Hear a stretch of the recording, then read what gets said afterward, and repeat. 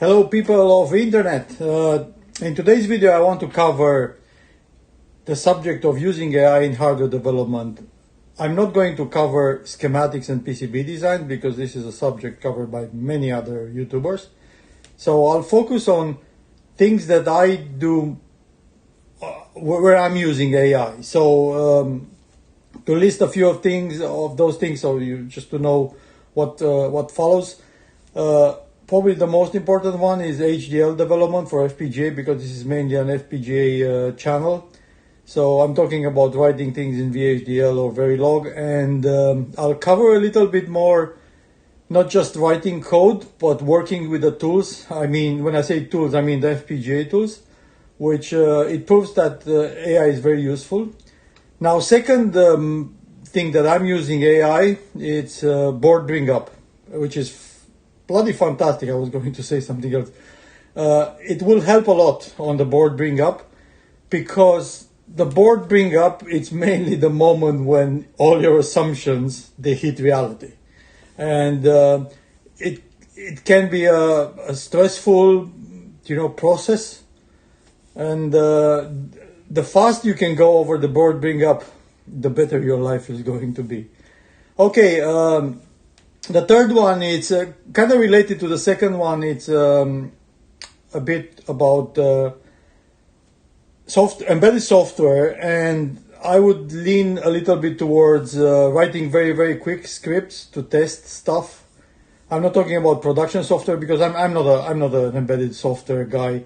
Now, I can write software, but it's not my main talent. I wouldn't even call it a talent. So, okay, here we go. First one. HDL development, and a little bit of hardware in general. So I'll give my last experience, which probably you can see in the video of PSRAM memory controller. So when I started that project, I started reading the datasheet of that device, right, which is fairly complicated. It's a PSRAM with 4 bits. So I was reading chunks of 4 bits, assembling DDR. So it's not easy to write very, very quick. You need to understand the device, you need to understand the protocol, you need to understand the signaling, right? So mainly a memory controller is made of a state machine and a physical attachment, which is reading the bits, right? It's just to simplify it. So I start writing myself all that code. I say, oh, what a great experience. Look, I can make a few episodes out of this, with just documenting my struggles. Anyway, I spent a few weeks writing that, and I got something working, and I ran some simulations, and I have to admit, I wrote the test bench. Well, I got the test bench written by AI, but most of the code was by myself, right? Okay, so it took a long time and a lot of struggle. Where was the struggle? I mean, looking back, well, the struggle was reading the datasheet and spotting tiny little details in the datasheet, which might become problems later if you don't understand them from the beginning. Okay, now, progressing with this, I got to a point where, okay, I had to put it on the hardware. Actually, I have the hardware here. I can show it to you. This is the hardware. This is the board, and I made this tiny little PMOD module with the memory on it. Since I made that, the price of the memory doubled. But anyway, that's a different story for a different video. So anyway, I got to a point where I had to put it in the hardware, right? And I knew it's going to be a penalty for performance because of this connector and signal integrity affected there. Anyway, cutting the story short, it was a long period that I didn't work on this project. So when I got back and I said, okay, I have to do it, I have to finish it because I need it in another project, I realized I don't understand my code, and it took me a while to figure out what I was doing 6 months ago, right? So I decided, since then, AI got way better. So having a paid AI account, I said, let's give it a go. Let's see what the AI does in comparison with what I did over those weeks.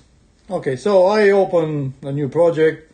I specify I want to run the memory controller. I put as many details in the prompt as I thought that was necessary, and I got some code, right? Now, I was surprised that AI, and I'm not going to name it because it doesn't really matter. Probably they're all at the same level or close. I'm talking about the first tier AIs. So I got a code so cleverly written. My code was so intertwined and so, let's call it not structured. It was pretty much a flat file. So the AI wrote the state machine for the memory controller and the physical attachment, the phi. When I say the phi, it's actually, that's the tricky part because those are the fast signals. So I'm talking about the IDDR, the input DDR flip-flops and IOBs and the output DDRs and the DQSM signals and all that. So I was surprised how well structured wrote the code. And he actually he split it in half, first of all. So he wrote a test bench to test the state machine. I ran that simulation. It was looking, I wouldn't call it perfect, but close to perfect. Then he wrote the physical attachment, and he wrote a simulation for the physical attachment plus the state machine bolted together. And that worked amazingly well. So I was surprised how well the simulation, but you know how the simulation is. It might work well, and then you put it on the board and everything falls apart, which was almost the case. So anyway, I got straight to it. Let's put this on the board.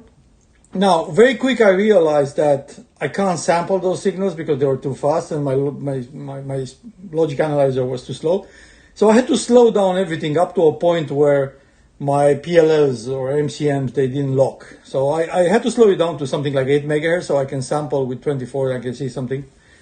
So the signals, they were looking okay. I was surprised how well it worked. Anyway, not to get down the rabbit hole with this memory controller, it worked very well, and I put it in hardware, and then I realized, okay, how am I going to test this? Because I need to write in the memory and read back and see if everything works.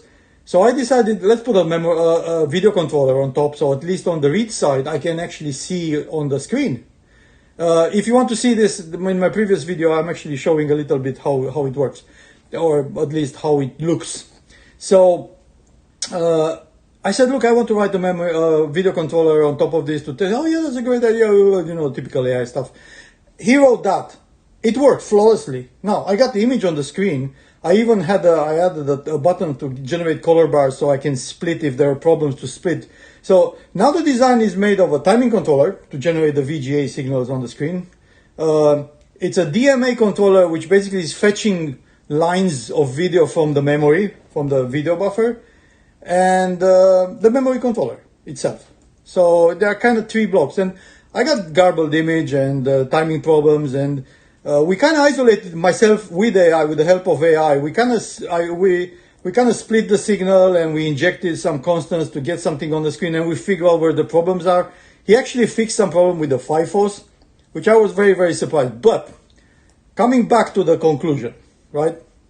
So the conclusion is the AI agents, what was the name of the agents in Matrix? That guy, which was saying, hello, Mr. Anderson. So the agents, they actually spotted in the datasheet things, tiny little things, which they're affecting the timing, which probably I was overlooking them. And I read that datasheet 100 times. Anyway, this is about how useful is AI to carefully read the datasheet. Humans, they will never read that datasheet so deep or so efficient. Let's not say deep. So a second place where I think AI was absolutely great on the same project. Everybody knows about FPGA. There is a constraints file where you set timing and you kind of put rules and fences and directives for the implementation, so where the pins are located and all that.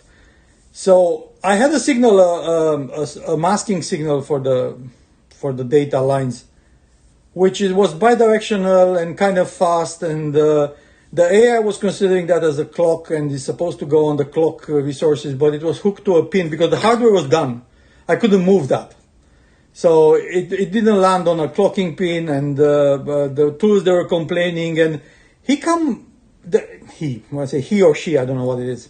The AI actually gave a solution to put in the constraints file some directives to work around some limitations of the tools, because the moment you write your HDL in such a way that it considers that signal a clock signal, it has to be routed on the clock resources.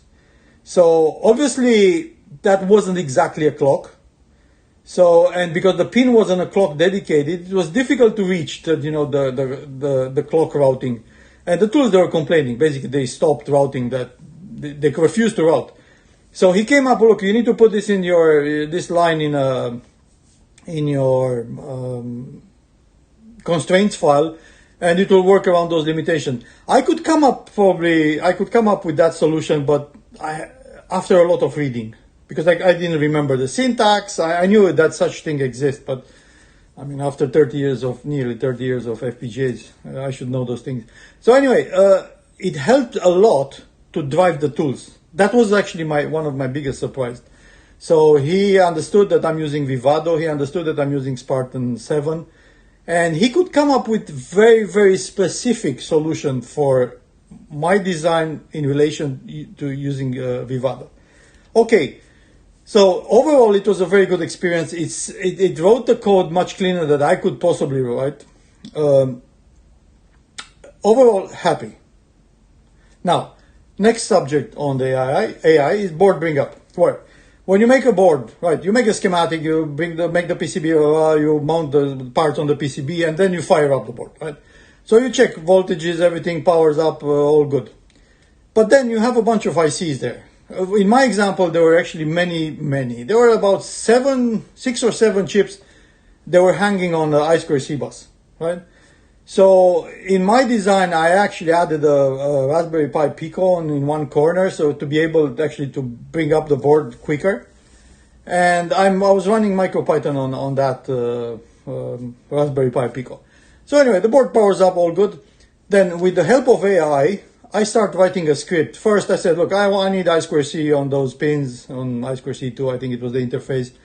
And I have those GPIOs, discrete GPIOs, which they come from different things. And those are the names and yada yada. Their inputs, output, so on. He created a skeleton script. Good. All good so far.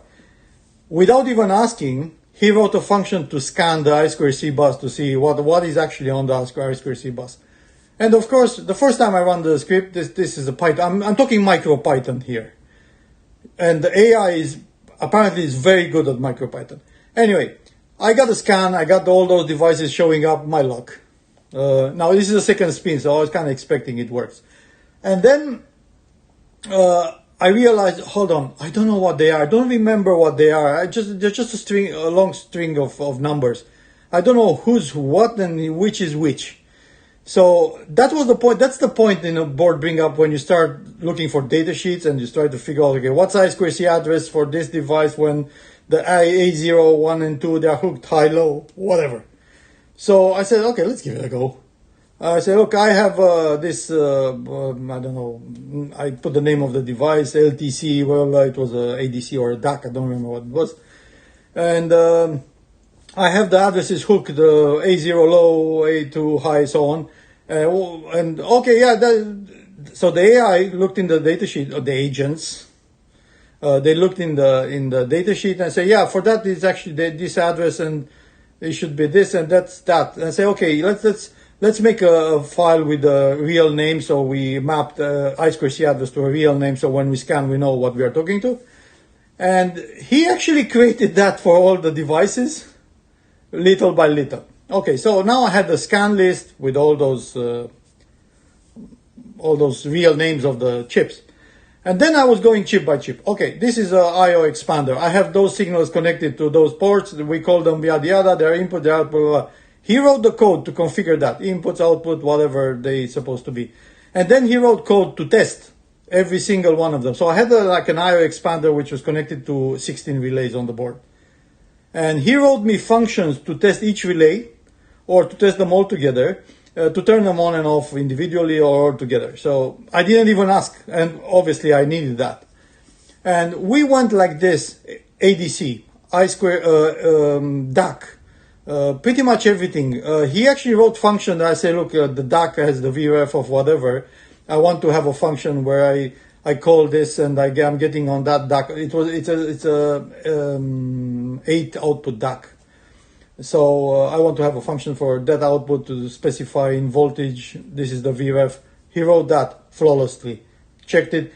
I could say that in 20 minutes, I tested everything on that board. Now, I was lucky that it worked, right?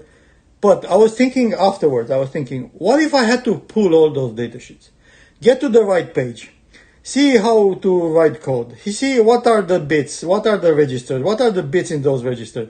It could probably take me ages to get that going. Anyway, coming back to the conclusion, board bring up could be much, much faster and pleasant with the help of AI. Especially if you can write very, very quick code, C or Python or MicroPython, because it's very, very good at this. Now, MicroPython is good because you can iterate very, very quick, so you don't need to compile, flash, all that. So it just goes scripts, you fly through. Now, this board that I designed is not going to run MicroPython, obviously. I'm just using MicroPython to figure out the problems. It's going to be C. The production code is going to be C, and probably I'll use AI to get that going. But to test, the initial test, you don't need to write perfect code. You just need to validate the hardware. Okay, so validating hardware using AI and a little bit of firmware, I'll call it firmware, but let's just call it test scripts in MicroPython. It's actually a very good idea. It worked fantastically for me. I'm not sure if it is going to work for you. Okay, now what would be the third case? Well, I'm not going to say that it's producing fantastic documentation. All the code that it got written with AI, it got perfect README files with everything, with examples, how to use it, and all this, right? Okay. I'm trying to remember what was the third one. Okay, I remember now. The third one was firmware development in general. So when I say firmware, I mean software which runs on microcontrollers. So when you write such software, you need to understand your architecture, your hardware. It's not like writing on a PC where things are very general and you're far away from the hardware. So switching from one microcontroller to another can be painful because all those details, all the underlying structure basically changes. Tools, they might change and so on. So switching back and forth is not easy. AI can help you with this process. So for me, writing firmware is actually a slow process. I prefer to stay on the hardware where I kind of enjoy more. So it helped me, and my level of confidence is a little bit higher on software, on hardware than software. So now with AI, actually, I brought that level of confidence to the same level, and now I'm happy to make a product which they involve both hardware and software. Okay, so this is my conclusion about using AI on those two specific topics, HDL for FPGA and firmware and board bring up, which is kind of the same thing. Sometimes, not all the time. I think it's a great idea to use it, but look, in the end, it's your decision. So your problems are specific to your life and to your career. So they might not apply. Everything I said here might be rubbish for you, but at the same time might be useful. I don't know. Let me know in the comment which one you think it's more on your street, on your alley. Now, before I close, I would love to introduce a channel I discovered a channel, an FPGA channel, very, very colorful. It's a young lady which has this channel. Her name is Naz, and she's presenting some very nice snippets of games that he wrote for FPGA, silly games, but they're wonderful. I think the channel has a bright future. I'm hoping that she keeps going. So Naz, somebody's watching your channel. I'm one of your greatest fans. I'll link the channel in the description.